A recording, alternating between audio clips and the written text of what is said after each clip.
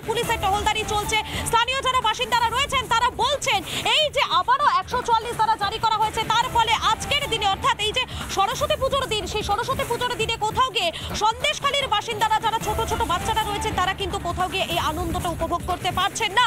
এর পাশাপাশি ব্যবসাতেও কিন্তু একটা ব্যাপক ক্ষতি হচ্ছে, অন্তত এমনটাই বলছেন ব্যবসায়ীরা। কেননা লাগাতার যেভাবে এই সন্দেশখালীতে এক নাগারে যে অশান্তির আগুনটা জ্বলছে তার ফলে কিন্তু তারা যথেষ্টই ক্ষতি হচ্ছে, এমনটাই বলছেন। আমার সঙ্গে রয়েছেন আমাদের প্রতিনিধি বিট্টু রয়েছেন, আমি বিট্টুর কাছে চলে যাবো। বিট্টু, এই মুহূর্তে তুমি সন্দেশখালীর ঠিক যে জায়গাতে রয়েছে সেখান থেকে ঠিক কি ছবি ধরা পড়ছে?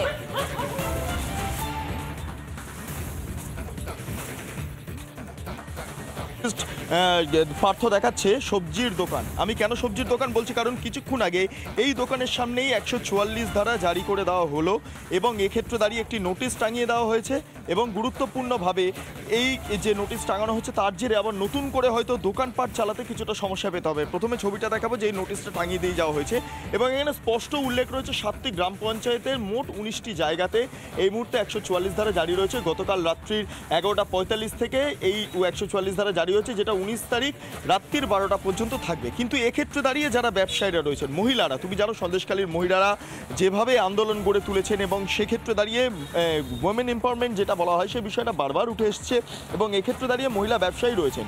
তার সঙ্গে কথা বলে নেব যে তিনি এই 144 ধারা নতুন করে জারির বিষয়টাকে কিভাবে দেখছেন, কারণ তারা দোকান খুলছেন কিন্তু সেই অর্থে সবজি বিক্রি হচ্ছে না এবং নতুন করে 144 ধারা কি বলবেন এই ঘটনাটাকে? আজকে সকালবেলা এসে আপনার দোকানের পাশেই 144-এর নোটিশ হেঁটে দেওয়া হয়েছে।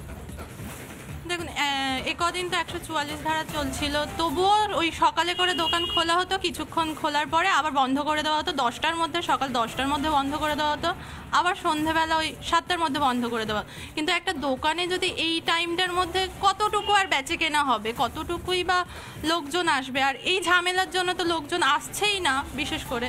তো এই সবজি যেমন কাঁচামাল এ তো নষ্ট হবে, একেতে প্রতিদিন আনা হচ্ছে আর এরকম নষ্ট হচ্ছে। তো এই দিনের পর দিন যদি 144 ধারা জারি করে তাহলে লোক কিভাবে আসবে? সেজন্য আর কিছু বলার নেই প্রশাসনকে। গতকাল 144 ধারা জারি করে দেওয়া হয়েছিল এবং এই মুহূর্তে দেখতে পাচ্ছি যে পুলিশ অফিসাররা যারা রয়েছেন তারা 144 ধারা জারির পর আবার নতুন করে সক্রিয় হয়ে উঠেছেন। একের পর এক যারা দোকানদাররা রয়েছেন তাদের সঙ্গে কথা বলছিলাম, মহিলা দোকানদাররা রয়েছেন তাদের সঙ্গে কথা বলছিলাম। আমি একটু এক বয়স্ক বৃদ্ধা বসে রয়েছেন এবং তার সঙ্গে একবার একটু কথা বলে নেওয়ার চেষ্টা করব। নতুন করে আবার 144 ধারা জারি করছে, এখানে লোকজন যাতায়াত করতে পারছে না ঠিক করে, আপনি বসে আছেন, কি এরকম কি দেখেছেন আগে সন্দেশখালীতে? আমি এরকম দেখিনি, এই দেখছিস।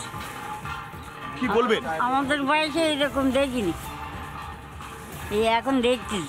ভয় পাচ্ছেন এভাবে পুলিশ যাতায়াত করছে বন্দুক নিয়ে বা অন্যান্য অস্ত্র নিয়ে? ভয় লাগছে আপনার? হ্যাঁ, বন্দুক নিয়ে তো চলাচল করছে পুলিশরা। আমি আরো বেশ কয়েকজনের সাথে একটু কথা বলে নেব যে এখানে প্রচুর মহিলারা রয়েছেন যারা এই মুহূর্তে দাঁড়িয়ে বিভিন্ন দোকানে আসছেন, কিন্তু সমস্যাটা একটাই যে বিভিন্ন দোকানপাট আবার নতুন করে বন্ধ করে দেওয়া হচ্ছে। আমি একবার একটু আপনার সঙ্গে কথা বলবো। নতুন করে 144 ধারা জারি, কি বলবেন? আমরা তো 144 ধারা জারি কোর্টে শুনছি খারিজ করে দিয়েছে, আবার নতুন করে দিয়েছে, আমরা মানছি না। মানবেন না? না, আমরা 144 ধারা মানবো না। এখানে অনেকে দেখছি রোজগার করতে পারছে না, দোকানপাট আবার বন্ধ করে দেওয়া। আবার বন্ধ, আমরা বন্ধ করতে দেব না, আমাদের দরকার নেই। দিনে গরিব মানুষ, আমরা দোকানে তরকারি এটা সেটা তুলেছি, নষ্ট হয়ে যাবে তো। হ্যাঁ, আমরা 144 ধারা মানছি না, মানবো না। 144 ধারা মানবেন না? সন্দেশখালীর মহিলারা যারা এতদিন ধরে ক্ষোভ পোষণ করে এসছেন তারা এবার এই নতুন করে 144 ধারা জারি নিয়ে কার্যত ক্ষোভ পোষণ করছেন এবং দেখা যাচ্ছে যে একের পর এক দোকান রয়েছে এবং সেই দোকানে মহিলারা আসছেন।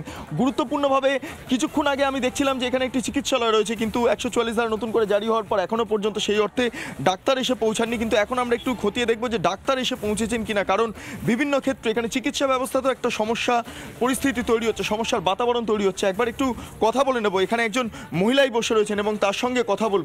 যে চিকিৎসক এসছেন কি? আপনি মেডিকেল স্টুডেন্ট। বলছি এই যে 144 ধারা নতুন করে এই বাজারে জারি করা হলো। About that, I am a medical student of Kolani AIMS, but I am not aware about that. I come here for future vacations and tomorrow I will go to my college. So I am not aware about that. Don't want to talk about it. এখানে কোনো রকম কিছু অসুবিধা হচ্ছে? I don't know. I don't want to talk about that. I come here yesterday and I will go to tomorrow. এই মুহূর্তে দাঁড়িয়ে যে মহিলারা রয়েছেন তারা বাইরে থেকেও এসেছেন বেশ কয়েকজন এবং দোকান খুলে রেখেছেন, ওষুধের দোকান। কিন্তু সেক্ষেত্রে দাঁড়িয়ে ওষুধের দোকানে কিন্তু সেই অর্থে কোনো মানুষজনকে দেখা যাচ্ছে না। আমি আরও যদি একটু এগিয়ে যাই, যে ছবিটা দেখা যাবে খুবই তাৎপর্যপূর্ণ, কারণ 144 ধারা জারির পর নতুন করে সেই দোকানগুলো যেগুলো খোলা হচ্ছিল সেগুলো রীতিমতো এই মুহূর্তে বন্ধ করে দেওয়া হচ্ছে। বেশ কিছু দোকান এই মুহূর্তে বন্ধ করে দেওয়া হয়েছে, সেই ছবিটাও ধরা পড়ছে। এবং খুবই গুরুত্বপূর্ণ বেশ কিছু তথ্য এই মুহূর্তে আমার ভিডিও জার্নালিস্ট তুলে ধরছে পার্থ সারথী। আমি আরও একজন মহিলার সঙ্গে কথা বলে নেব এবং জানার চেষ্টা করবো। দিদি, একটু আপনার কাছে আসবো, কোনো কি অসুবিধা হচ্ছে কি? অসুবিধা কিছু হচ্ছে? কিছু অসুবিধা হচ্ছে? বলুন না, কিছু অসুবিধা হচ্ছে? মেয়ে বলেছে তো। এক্ষেত্রে দাঁড়িয়ে অনেকেই আবার ক্যামেরার সামনে মুখ খুলতে চাইছেন না, কারণ একটা সামগ্রিকভাবে একটা ভীতি কাজ করে। কিন্তু সার্বিকভাবে দেখা যাচ্ছে এই যে কাঁচামাল, আমি একবার এইখানে দোকান রয়েছেন আরেকজন, তার সঙ্গে একটু কথা বলে নেবো। দোকানদার, নতুন করে 144 ধারা জারি হচ্ছে এবং নতুন করে কাঁচামাল আপনারা কিনেছেন, আজকে ব্যবসা আবার নতুন করে শুরু হবে, কিন্তু আবার 144 ধারা জারি করে দিল, কি বলবেন? আমাদের আর বলার কি আছে, প্রশাসন যেটা ভালো বুঝছে করছে, সাধারণ মানুষ যেটা ভালো বুঝবে করবে। সাধারণ মানুষ কি বুঝছে? সাধারণ মানুষ কি বুঝবে? এতে তো সবার তো সমস্যা। বিশেষ করে আমাদের এই সবজি মালটা লেবার বিক্রি হবে না, শুকিয়ে যাবে, মানুষ বাজারে আসতে পারবে না, কাজে আমাদের বন্ধ রাখাই ভালো। আজকে সরস্বতী পুজো, প্রচুর তো আনাজপাতি কেনার কথা ছিল, সেটা হয়নি। এই সন্ত্রাসের মধ্যে হয়, প্রশাসন তো কিছুই করতে পারছে না। প্রশাসন শুধু যারা দোষী তাদেরকে না ধরে সাধারণ মানুষের প্রতি অত্যাচার করছে, আর সাধারণ মানুষের প্রত্যেকের নামে কেস দিচ্ছে। প্রত্যেকটা দোকানদার শিবুবাজারের কাছে টাকা পাবে, সেই সব দোকানদারকে বেছে বেছে সব লিস্ট করে তাদের নাম দিয়ে সব কেস দিয়ে দিচ্ছে। আপনাদের সেই নামে আপনি আছেন? আছি। আমার শিবুবাজার 5 জায়গায় নাম মানে বাকি গেছে। ওনার আকাশ ফোরের আলাদা খাতা, রয়্যালের খাতা আলাদা, অফিসের খাতা আলাদা, এরকম মানে 4-5টা খাতা করা রয়েছে। তো ভয়ঙ্কর অভিযোগ করছে। প্রত্যেকটা খাতায় বাকি রয়েছে, কিন্তু সেসব উনি না থাকলে দেবে কি করে? সেসব আমরা সবজি দোকানদার, আমাদের এখন হালখাতার সময়, ওদিকে টাকা পাবে মহাজনরা চাপ করছে, এদিকে আমরা মানে হালখাতায় মানে উপস্থিত হতে পারছি না। কি করে উপস্থিত হবো টাকা পয়সা যদি না পাই? আগামী 20 তারিখ পর্যন্ত, 19 তারিখ পর্যন্ত চলবে, রাত্রি 12টা পর্যন্ত 144। কিন্তু 44 চলবে, তাতে আমাদের আংশিক ক্ষতি হবে। কিন্তু এর আগে যে সমস্ত মালপত্র দিয়েছি ইলেকশনের আগে, যে সমস্ত মালপত্র তো পাইনি। একেবারে বিট্টু বোঝা যাচ্ছে যে এই যে সন্দেশখালী, সেই সন্দেশখালীতে কিন্তু এই মুহূর্তে থমথমে একটা পরিস্থিতি, কেননা সেখানে আবারও নতুন করে 144 ধারা জারি করা হয়েছে। সন্দেশখালীর বাসিন্দারা তারা কিন্তু রীতিমতো ক্ষোভে ফুঁসছেন এবং এই বিষয় নিয়ে সন্দেশখালী প্রসঙ্গে বিজেপি নেতা দিলীপ ঘোষ তার কি বক্তব্য শোনাবো আপনাদের। মনোভাব, মমতা সরকারের জোর করে মুক্তি বন্ধ করার জন্য 144 ধারা জারি করা হয়েছিল, আর অনৈতিকভাবে তো কোর্টে আপিল করার পর কোর্ট স্বাভাবিকভাবে সেটা ভ্যাকেট করে দিয়েছেন। আমার মনে হয় এই যে জোর করে লোককে আটকাচ্ছিলেন ওখানে যাওয়ার জন্য, আর সরকার আটকাতে পারবে না, আর যদি আটকায় মানুষ তার প্রতিরোধ করবে।